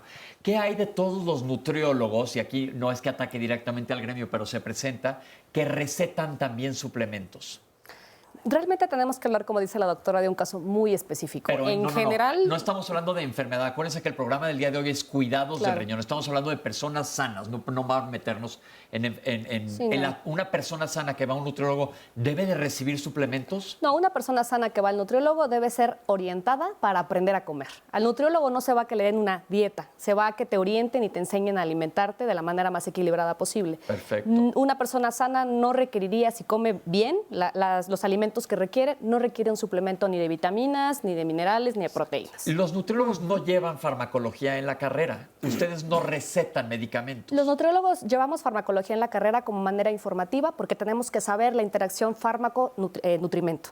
Tenemos que conocer las funciones de los fármacos para poder ayudarnos y trabajar de manera multidisciplinaria con el médico. Más, no recetamos ningún medicamento. Eso es clave. El nutriólogo, nosotros los médicos tenemos que trabajar con los nutriólogos, nosotros no meternos en decirles a ustedes qué comer y qué no comer, mandarlos con quien les va a decir, orientarlos a comer adecuadamente. Y los nutriólogos no deben nunca darte una receta con algo que debas de tú ingerir fuera de un plan alimentario. Quedamos claros en eso. Correcto. Para evitar daños a la salud por parte de todos, porque aquí lo que protejo mucho y nos interesa a todo el equipo de diálogos es que la gente no caiga en charlatanería, que tristemente se presta muchísimo. No sé si quieran hacer algún comentario en cuanto a esto. Sí, claro. No, creo que aquí es bien importante enfatizar la visita a los nutriólogos. Lamentablemente lo voy a decir, es una crítica, pero los médicos somos prohibitólogos. Prohibido comer esto, prohibido comer esto, prohibido comer esto, claro. Cuando en realidad se pueden comer tantas cosas, pero es el nutriólogo el encargado de informarnos para aprender a comer. Correcto. Aprender a comer. La sal, rápidamente. Hombre, yo creo que es uno de los factores más importantes que agreden no solamente a riñón, a corazón, y debemos aprender a moderar su consumo. Esto les voy a dar 2 datos muy importantes. ¿Cuánto es lo normal que debemos de comer de sal? Entre 2 y 5 gramos al día. Pero acuérdense que nadie la mide. No lo mide, pero se ha hecho un estudio aquí en México. El mexicano, ¿cuánta sal come? Alrededor de 18 gramos al día. Wow. Estamos comiendo hasta 5 o 6 veces más. Y ojo, hay alimentos muy tramposos que no saben a sal, pero que están llenos de sal. Claro. Y me refiero a los embutidos, a todos los alimentos que vienen en conservas, que la conserva precisamente tiene sal o tiene sodio. Creo que la moderación del consumo de sal, la estrategia eso de quitar el salero, o mínimo yo les digo a los pacientes, prueben la comida antes de ponerle sal. Yo creo que si a mí yo estoy sano y quiero tener sano mis riñones, pues moderemos, disminuyamos el consumo de la sal y ya están dando un paso agigantado de cómo cuidar los riñones. Claro. Ok, vamos a ver una cápsula. Ahorita regreso a darte la palabra, doctor, porque tenemos otra cápsula. Estamos llenos de información, ni siquiera hemos hablado de ninguna sola enfermedad. Vamos a ver esta cápsula y regresamos a ver si nos da tiempo de rebotar algo o escuchar algo más de lo que nos digan. Lo recomendable de ingerir agua para cuidar nuestros riñones está descrito que debemos de consumir entre 30 y 35 mililitros por kilo de peso al día, que quiere decir que un paciente o una persona que pesa 70 kilos, pues más o menos debe de tomar 2,5 litros de agua al día. Eso también va a depender pues, de la actividad física de la persona, si es deportista o no, si es un deportista de alto rendimiento. También va a depender mucho de las zonas del país en la que vivamos, ¿no? Porque si viven en un lugar donde están a 40 grados todo el día, pues obviamente las pérdidas son mayores. Entonces, en vez de consumir 2,5 litros mínimo, pues tendría que estar consumiendo entre 3 a 3 litros, ¿no? y medio más o menos al día de agua para evitar pues, la deshidratación. Los pacientes que ya tienen enfermedad renal crónica y aquellos que se dializan, pues ahí va a depender la ingesta de líquidos de lo que orine el paciente. El 80% de los pacientes que están en hemodiálisis ya no orinan. Entonces, pues el consumo de líquidos al día que deben de tener ellos son de 300 mililitros. Los pacientes que todavía orinan, pues va a depender de la cantidad que orinen, más 300 mililitros, que quiere decir que si un paciente orina al día medio litro, pues lo ideal es que tome 800 mililitros al día. Los pacientes sanos deben de consumir esa cantidad mínima de agua que comentábamos por kilo. ¿Para qué? Porque se ha visto que disminuye la enfermedad renal o hay menos riesgo de presentar enfermedad renal crónica con la ingesta de agua. Sobre todo se ha visto que hay menos formación de cálculos renales, ¿sí? Entonces, al diluir un poco tomas la orina, hay menos concentración y precipitación de algunos electrolitos como el calcio y disminuye la formación de piedra. También no se debe de consumir las bebidas con electrolitos. Esas bebidas están diseñadas únicamente para aquellos pacientes que se deshidratan, ¿sí? O que corren maratones, que son deportistas de alto rendimiento, que pierden mucha agua, muchos electrolitos. No lo puede consumir cualquier persona. Esas bebidas están contraindicadas. Lejos de ayudar a nuestros riñones, pueden llegar a dañarlos. Evitar refrescos embotellados, refrescos de cola, que tienen, pues en primer lugar tienen mucho azúcar. Desde que salieron los refrescos de cola tenemos más pacientes diabéticos y obviamente que es la primera causa de enfermedad renal, ¿no?, en nuestro país. Se ha visto que tiene muchos electrolitos, ¿sí?, muchas sustancias que se pueden precipitar y también ser formadoras de piedras. Lo ideal es tomar agua pura. Los jugos naturales no hacen daño, obviamente, si no los consumimos en exceso. Todo en exceso es malo. Si nosotros no somos pacientes diabéticos y nos tomamos un jugo de naranja por la mañana, pues ahí el problema sería la cantidad de fructuosa que estamos tomando, ¿no? Generalmente está recomendado pues no tomar más de 250 mililitros de jugo de naranja una vez al día. El problema de los jugos son los que vienen enlatados o los que vienen procesados, que la cantidad de azúcar pues es mucho mayor.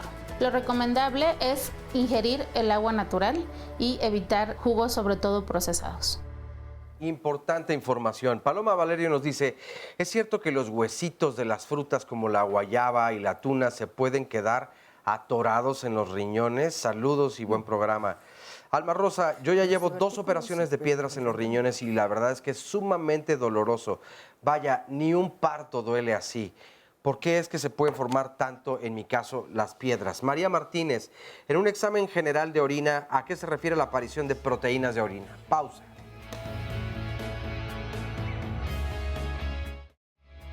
Regresamos a Diálogos en Confianza. Todos los lunes los temas son de salud y a propósito de la misma, hay un proyecto que se llama Proyecto Tlalpan 2020. Y es que el Instituto Nacional de Cardiología tiene como objetivo evaluar y ver qué factores influyen en la aparición de la presión arterial en la Ciudad de México. Y para esto se requiere de hombres y mujeres que quieran participar en dicho estudio, para el cual desde luego pues hay algunos requisitos. A cambio obtendrán estudios gratuitos de laboratorio durante los próximos 10 años. Y para todas las personas interesadas tendrán que llamar a los siguientes teléfonos del Instituto Nacional de Cardiología: 5573-2911 a las extensiones 24300, 24302 y 24303. 5573-2911, extensiones 24300, 24302 y 24303. Bueno, es momento de conocer otro mito acerca de lo que estamos hablando el día de hoy. Mito. La falla renal puede ocurrir si uno de los riñones falla. Realidad. La falla renal ocurre solo cuando ambos riñones están dañados. Usualmente la gente no tiene ningún problema si uno de los riñones falla completamente.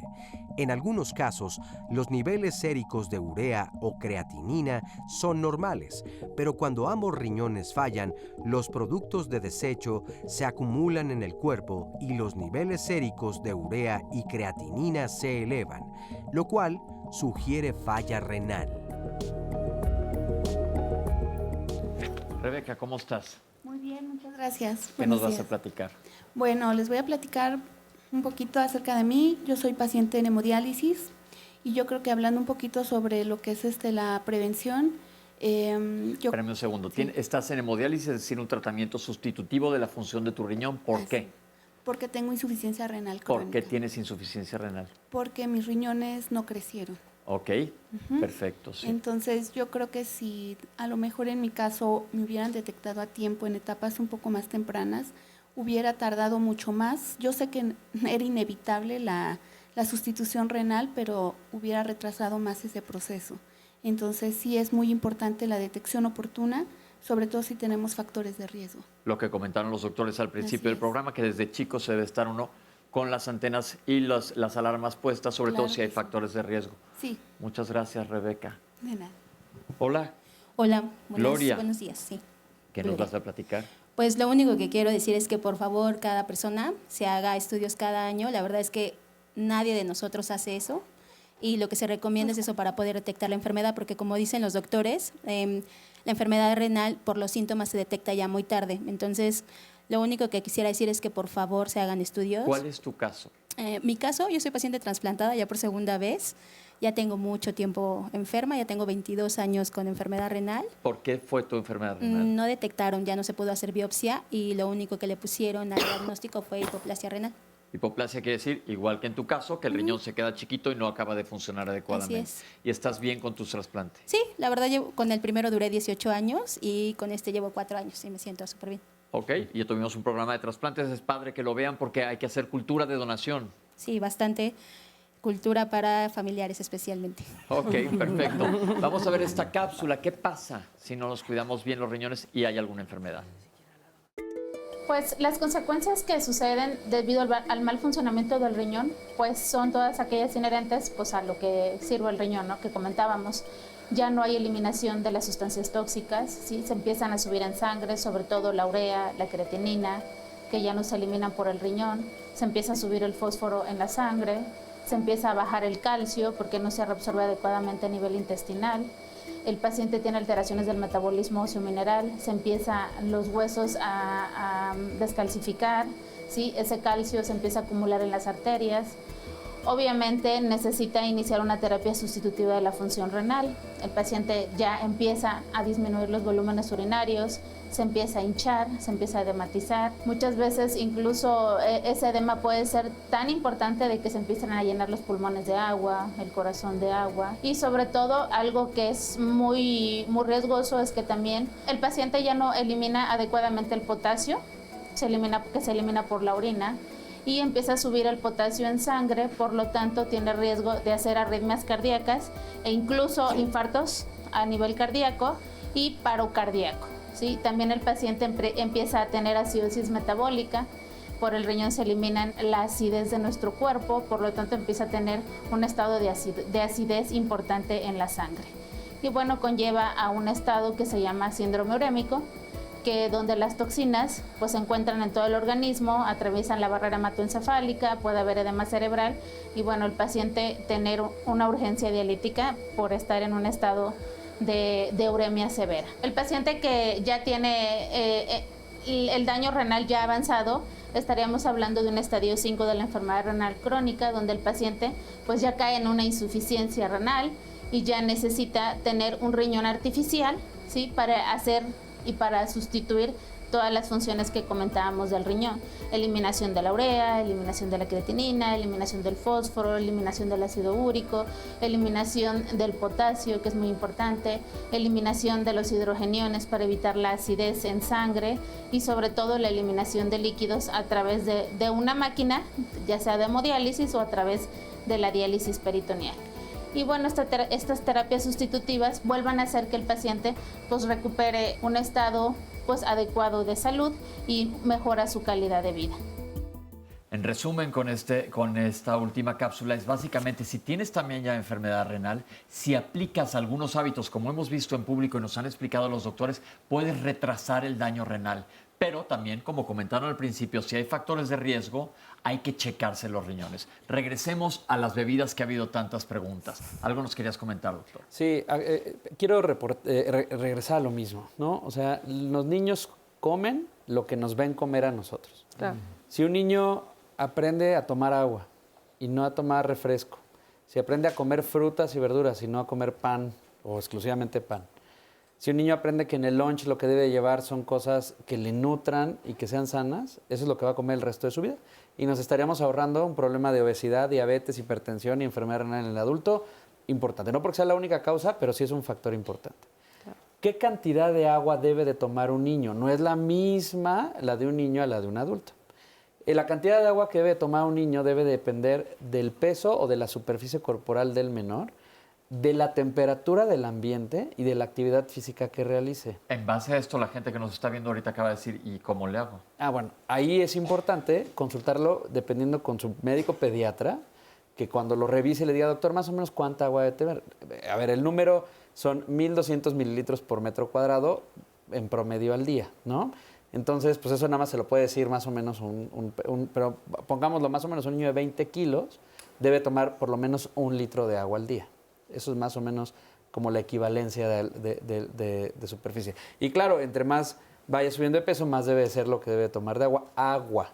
No debe tomar jugos, no debe tomar refrescos, no debe tomar... que yo le preparo el agua en la casa y le doy, tiene azúcar. Y no nada más la sal es un factor de riesgo para dañar el riñón, sino también el azúcar es un factor de riesgo para dañar el riñón. Podemos decir, porque es una de las preguntas y aquí me atrevo a meter la cuchara y ustedes corríjanme si estoy mal, me dicen los pacientes, ¿importa el color de la orina y tiene que ver con el estado de hidratación? Claro que sí. Yo creo que es una pregunta muy común en los pacientes. La orina tiene que ser amarilla. Y la orina, si es muy amarilla, significa que nos hace falta tomar agua. Si de pronto la orina sale extremadamente transparente, estamos tomando demasiado agua, o bien hay un problemita renal donde no estamos eliminando toxinas. A muchos pacientes me dicen, no, doctor, yo orino bien bonito, clarito, clarito, clarito. Eso no es tan bonito. Amarillo, claro. Amarillo. Y ahí te das cuenta entonces del estado nutricional del paciente. Exacto. Yo que veo muchas diarreas me dicen, ¿cómo sé si estoy bien hidratado? Le dije, vas a estar orinando adecuadamente de color amarillo claro. Estamos bien. Ese es un buen parámetro en general para que la gente amarillo sepa. Paja. Amarillo paja. Cuando eres daltónico. Pero no aplica con esos colores. Sin espuma. Metros cuadrados. ¿Qué más con todas estas bebidas? Hay miles de aguas comerciales. Yo siempre dije que uno de los grandes ventajas de la mercadotecnia fue cuando embotellaron el agua, pero ¿cuál de las 17,000 es una mejor que otra si son 2 moléculas de hidrógeno y una de oxígeno? ¿Cuál agua es la buena? No, realmente, primero para empezar, tendríamos que hacer caso a la sed. ¿Cuánta agua debo de tomar? También, cuando tengo sed, debo tomar agua. El problema es que cuando tengo sed, tomo refresco, tomo jugos empacados, tomo bebidas de deportistas y bueno, sin tomar nada en cuenta los números de cuánto debe de beber, cuando tenga sed, debo hidratarme. Ese es básicamente el principio de todo. Ahora, bebidas embotelladas, como bebidas, por ejemplo, para deportistas, que ya lo dijeron en la cápsula. Es muy importante que todos tengan en cuenta que esas bebidas están hechas para quien perdió electrolitos al sudar, quien perdió potasio, quien perdió sodio, porque a lo mejor corrió un medio maratón y tuvo que hidratarse en el proceso, necesita rehidratarse y necesita reincorporar esos electrolitos a su cuerpo. Si no los has perdido y te los metes, estás haciendo trabajar más a tu riñón. Otra cosa también... Entonces, si no eres un deportista, en serio... No estás sudando cañón cuando haces ejercicio, no es necesario que tomes eso. No, toma agua. Agua, nada más. Sí, de hecho. ¿Qué hay con los niños y todos estos jugos? Pues mala combinación niño y jugo.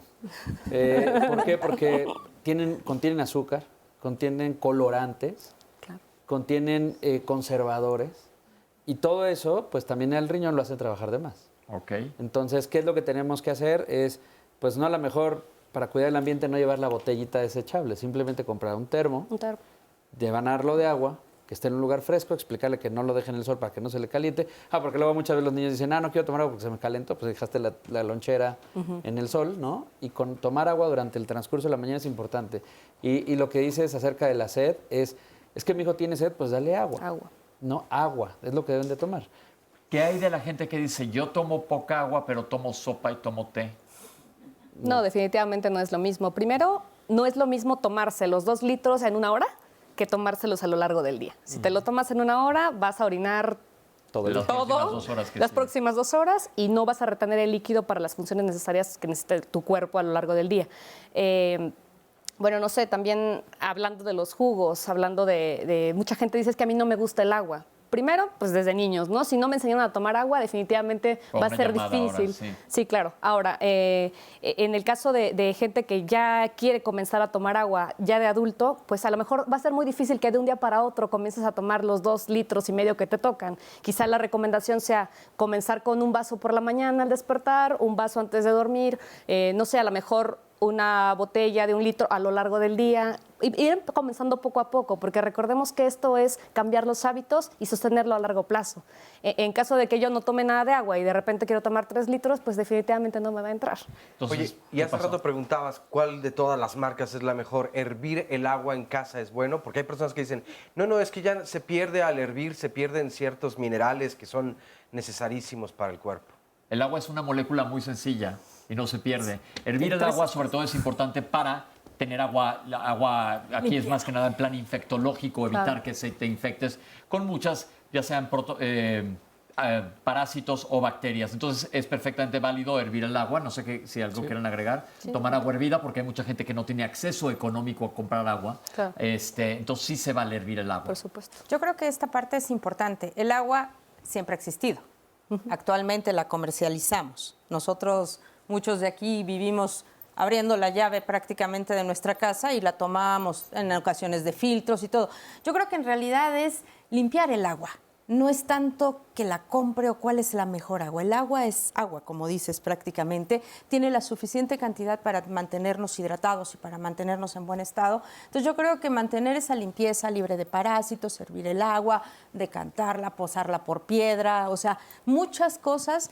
No existe realmente algo que sea únicamente la mejor marca del agua. Yo creo que es tomar agua, aprender a tomar agua y obviamente ir transmitiendo esto a nosotros los adultos, hacia los pequeños, para que empecemos esta prevención. Ustedes son los expertos, pero yo me voy a meter aquí otra cosa que es bien importante, el famoso detox. Es necesario hacerte un detox porque para desintoxicar tu tubo digestivo, que ya les he dicho que no, pero estamos ahora en quien verdaderamente carga con la mayor desintoxicación del organismo, es el riñón. ¿Sirven estas clínicas para irte a hacer un detox? ¿Tengo que tomarme esta dieta para hacer un detox? ¿Sirven? Contéstenme sí o no y ahorita elaboramos. No. Ok, perfecto, muchas gracias. Pero eso es otro punto que es bien importante porque creo que ahí la gente tira dinero. Tremendamente. Mejor váyanse a una vacación, no estén gastando en eso, váyanse al cine.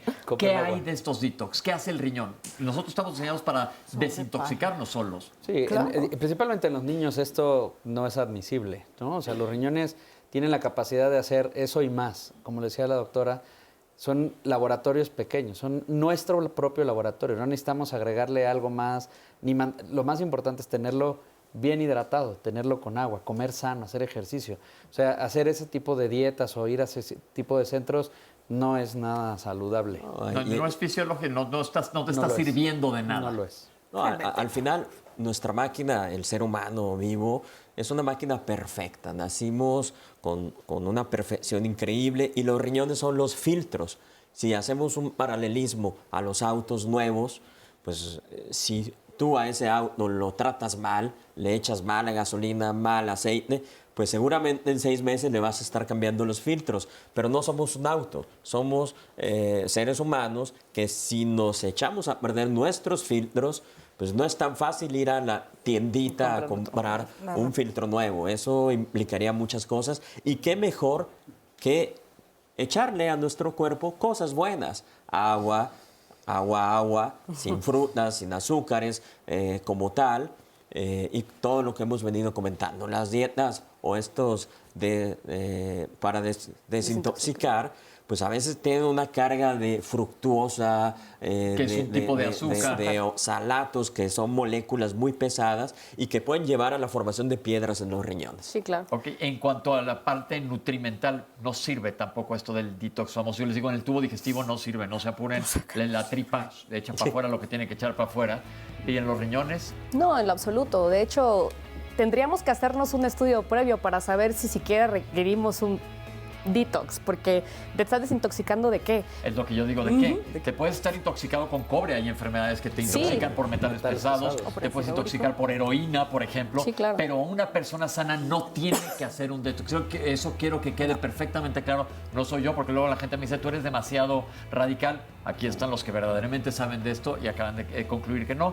Si quieren gastarse ese dinero, pueden invitarnos a Oscar y a mí a comer a algún lado. Todo el panel, porque seguramente les va a salir muchísimo más caro ese detox famoso que no les sirve de nada, que no jueguen con su salud, porque la realidad es que lo que buscamos aquí es nada más que nos orienten para estar en un lugar adecuado en nuestra salud. Vamos a hacer un corte y vamos a regresar a contestar todas estas dudas que nos han estado mandando. No se vayan.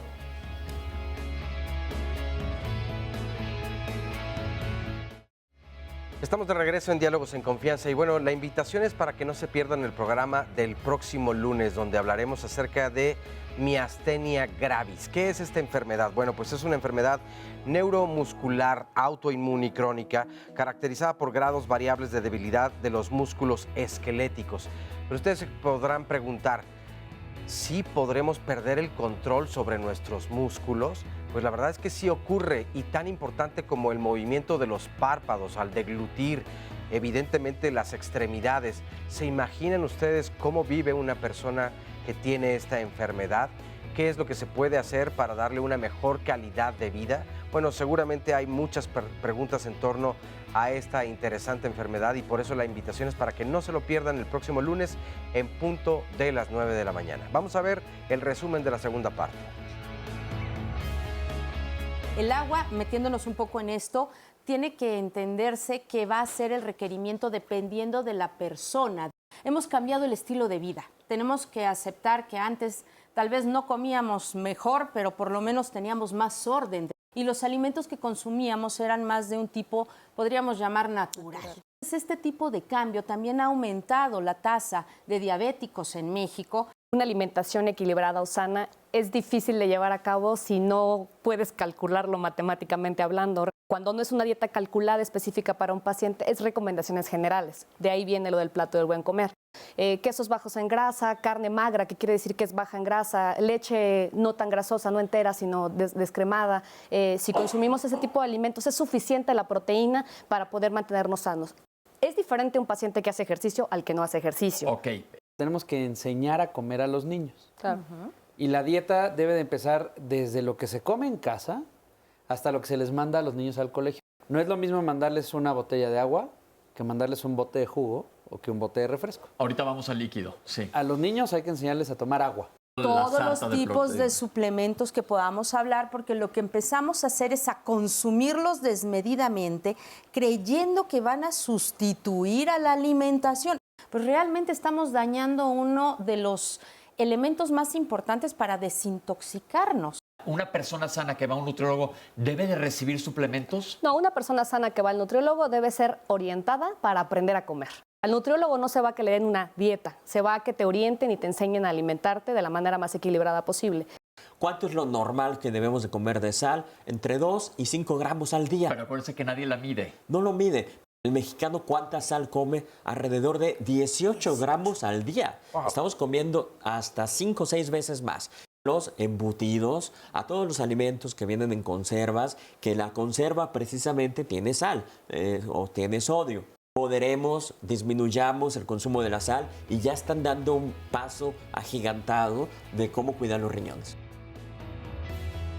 Esto solamente es parte de lo que ha ocurrido hoy aquí en Diálogos en Confianza. Recuerden que lo subimos a YouTube para que no pierdan detalle de lo que ha ocurrido hoy. Dragoste Tlapali nos dice, ¿qué significan las microcalificaciones en los riñones? Y qué buen programa, estoy aprendiendo mucho. Muchas gracias. Por otra parte, también nos dice en este comentario, ¿qué se puede hacer, Marce Lab, para que el cuerpo sea un poco más alcalino? Que ya se comentaba un poco acá, pero existe esta necesidad y alguien la está creando, eso también es evidente. Por otro lado, nos pregunta Alex Domínguez, me diagnosticaron neuropatía por hernias de columna. Tomo diario 3 medicamentos. ¿Corre el riesgo mis riñones de dañarse precisamente por estos medicamentos? Estoy controlado, pero ¿qué tanto riesgo puedo correr? Marlene Martínez, una súper felicitación por el tema de hoy. Sufro de mucha sudoración por la menopausia. Tomo mucha agua y no orino tanto, entonces me llama la atención no orinar. ¿Acaso estoy eliminándolo por el sudor? ¿Cuánta agua debo tomar al día? Aquí en Monterrey vivimos aproximadamente a 40 grados de temperatura. Saludos por allá, por cierto. Jaime González, quiero saber cómo prevenir la formación de piedras en el riñón y cuáles son los síntomas. ¿Por qué son distintos los niveles de ácido úrico permitidos en la sangre en Estados Unidos y en México? ¿Cuál es el correcto? ¿Qué tanto depende de la región? Silvia Hernández, tengo un hijo que desde los 9 meses le detectaron asma. Le hicieron varios estudios y tuvo 3 hospitalizaciones por neumonía. Le hicieron estudios para ver cuáles son las causas y llegaron a la conclusión que fue debido al reflujo gastroesofágico. Aproximadamente desde hace 3 años le mandaron con el gastroenterólogo, quien lo mandó 2 años y medio con omeprazol, pero escuchando que daña los riñones, entonces, ¿a dónde lo puedo llevar para que le hagan un estudio y descarten un posible daño renal? Carmen del Ángel, nosotros tenemos un problema en Pachuca. Aquí el agua se llena de sarro. Entonces, esa agua, aunque la hierva, no la podemos tomar. A propósito de esto, también había un comentario en Facebook del estado de Guanajuato, cerca de una mina. Entonces decía que el exceso de los minerales debido a la extracción de los mismos, entonces provocaba que el agua de esa región, cuando menos, entonces tuviera altos índices de minerales, que qué tanto daño causaba. Arturo Sandoval, finalmente, los medicamentos tomados que mandan los dermatólogos pueden dañar los riñones. Y felicidades a todo el equipo de Diálogos en Confianza. Muchísimas gracias. Quedan todavía algunas preguntas, pero ya no es posible leerlas. Doctores, Gracias. vámonos con las respuestas. Nos dice alguien, ¿funciona el agua de limón caliente en las mañanas? No, definitivamente no causa ninguna diferencia. Y si tiene azúcar, pues Menos. Es que mucha gente dice lo primero que hago en la mañana, no sé si han escuchado. Sí, pero claro, no, por supuesto. Pero no sirve de Ajá. nada. Si Sí, lo que quiere tomar, tómenlo. No les hace daño tampoco. Y que tiene que ser tibia, que fría, en realidad el cuerpo no está preparado y así. Nosotros somos organismos homeotérmicos, entonces no se preocupen si es frío o caliente. No pasa, no te hace daño ni te hace bien tampoco. ¿El agua mineral hace daño? Es importante que no se tome como equivalente de agua natural, porque precisamente es agua mineral y contiene electrolitos, como por ejemplo el sodio, que todo el mundo tiene como muy ubicado. Si Sodio es sal. El sal, exactamente. Si tomamos nosotros agua mineral como equivalente de agua natural, podemos sobrecargar a nuestros riñones y hacerlos trabajar de más. Si es algo que hacemos de manera crónica por años, sí podemos causar un daño renal importante. Perfecto. Hubo varias preguntas que tienen que ver con quistes renales. ¿Son hereditarios? ¿Son peligrosos? Depende. ¿De qué? De tipo de quiste y del tipo de herencia. Ok. Por ejemplo, el quiste simple, que es el más común en la población, no tiene ningún problema. Se puede vivir con ese quiste toda la vida y es más, a veces son hallazgos. Cuando son enfermedades que tienen que ver de origen familiar, que han generado quistes a lo largo de la familia, ahí sí debe ser visto por un especialista. Entonces, si tienes quistes en los riñones, ve y pregúntale a un nefrólogo. Si es de estos quistes simples, no vas a tener ningún problema y si no, te va a decir qué es lo que tienes que hacer. ¿Por qué hay tanta enfermedad de ácido úrico? Ya tuvimos un programa de hiperuricemia y lo vamos a repetir. Yo creo que sería un tema interesante a tratar. Los invitaremos y hablaremos ampliamente de ácido úrico. ¿El lupus puede dañar los riñones? Sí. ¿Para qué sirven las glándulas suprarrenales? Es otra ventanilla. Estas son formadores de los esteroides, la cortisona, etcétera. Lo platicaremos en otro momento. No tiene que ver, es una glándula que se llama suprarrenal porque está arriba del riñón, pero no tiene que ver directamente con la función del riñón. No vamos a hacerlo difícil. Tengo muchas infecciones de vías urinarias, me hincho mucho, ¿me puede dañar los riñones? Puede ser una causa renal, puede estar asociado también a otro tipo de enfermedades, pero yo creo que la infección de vías urinarias sí a la larga genera problemas a nivel renal que tienen que entenderse el origen de esta infección. Hay que buscar cuál es el origen, ¿sí? Y en niños, las infecciones del tracto urinario se asocian a malformación del tracto urinario. Y la malformación del tracto urinario es un factor de riesgo a la larga para enfermedad renal crónica. Entonces aquí es importante que vean a su urólogo, sobre todo si están teniendo infecciones de repetición, vean cuál es la causa de la infección y se pueda tratar la causa. ¿Por qué se hace piedras en los riñones? Se llama litiasis urinaria.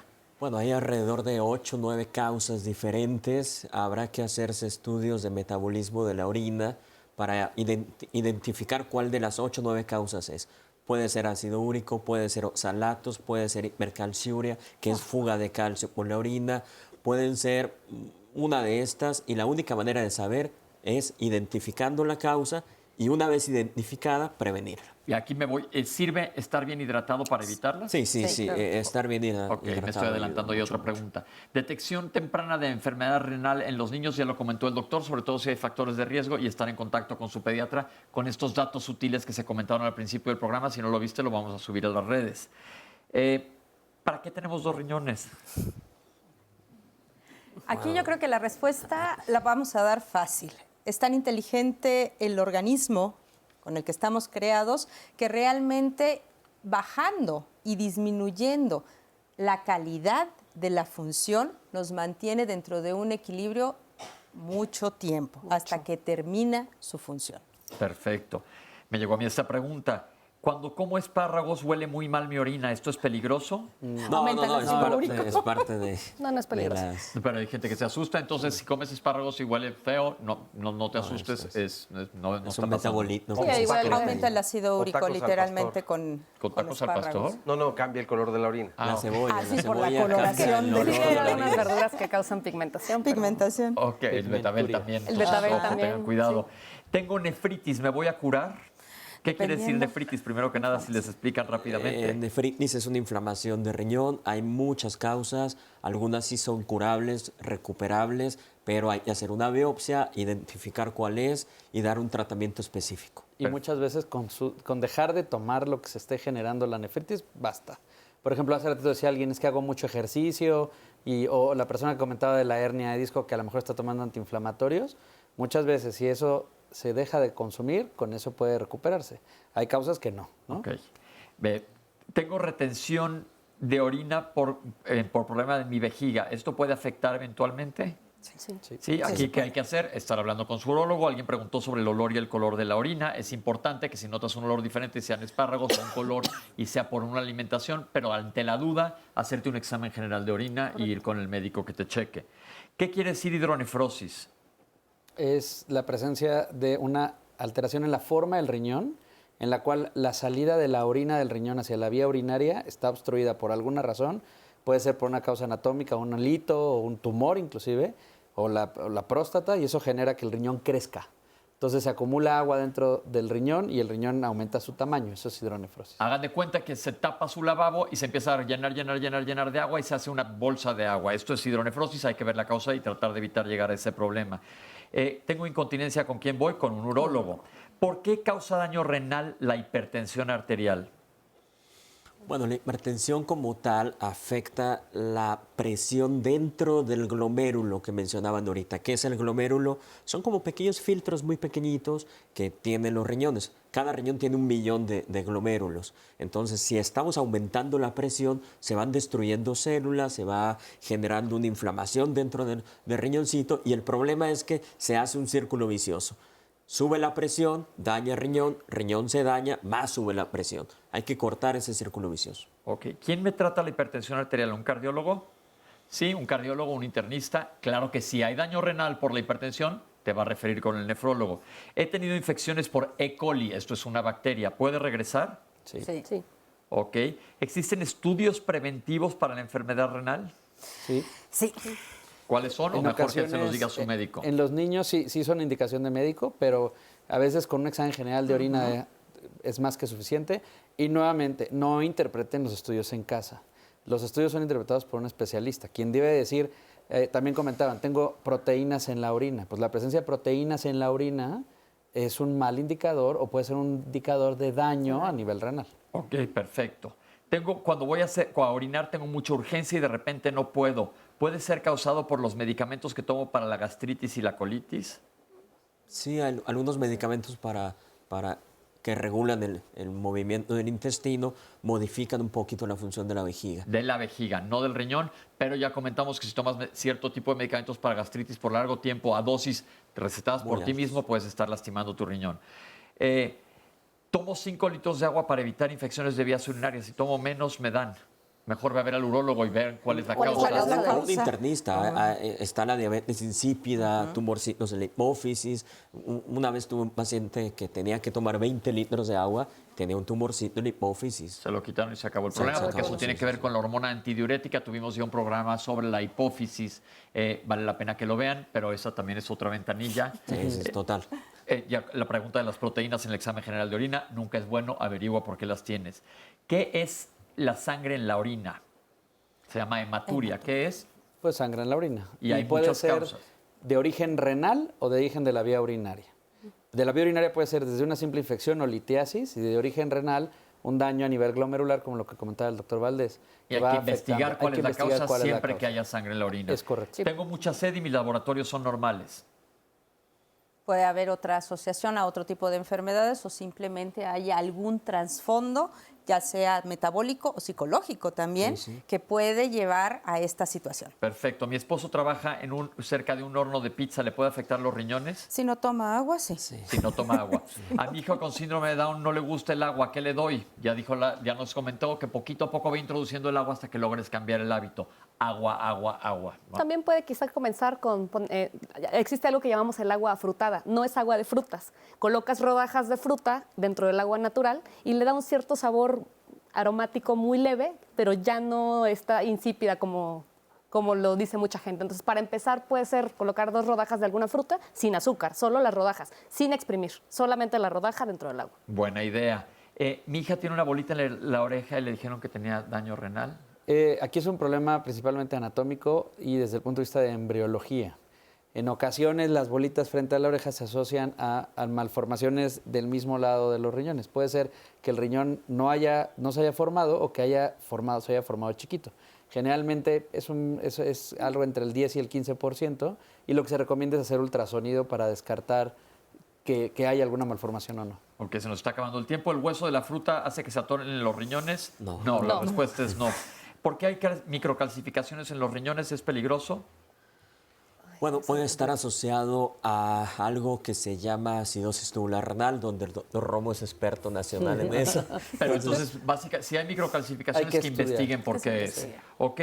¿Cómo puedo hacer mi cuerpo más alcalino? No es necesario. No. Regrésate un poco a ver unos bloques anteriores y se habló de esto. No es necesario que lo hagas. ¿Se pueden dañar los riñones por medicamentos para la columna? Sí, pero a veces es mucho más importante tratar la columna y se va a estar vigilando la función de los riñones. Orino poco y sudo mucho. Soy de Monterrey. Está compensando realmente. Ok. ¿Se pueden prevenir las piedras? Ya dijimos que dependiendo del tipo de piedra y estar bien hidratado. ¿Por qué son diferentes los niveles de ácido úrico en Estados Unidos y aquí en México? Depende del laboratorio, no es del país, depende de la estandarización del laboratorio y son los buenos que haya para ese tipo de laboratorios. El gastro me dio medicamento para la gastritis y me van a fallar los riñones. No necesariamente yo soy gastro y hay que estarnos vigilando, mantener el tratamiento adecuado. Se nos fue el tiempo, Oscar, mil gracias. Fabiola, muchísimas gracias. Público, gracias por sus comentarios, gracias a toda la gente que nos dio su testimonio. A ustedes en casa, muchísimas gracias por acompañarnos y panelistas por toda esta barbaridad de información y aclaraciones. Muchísimas gracias por estar con nosotros. Muchas gracias. Esto fue Diálogos en Confianza. Bye.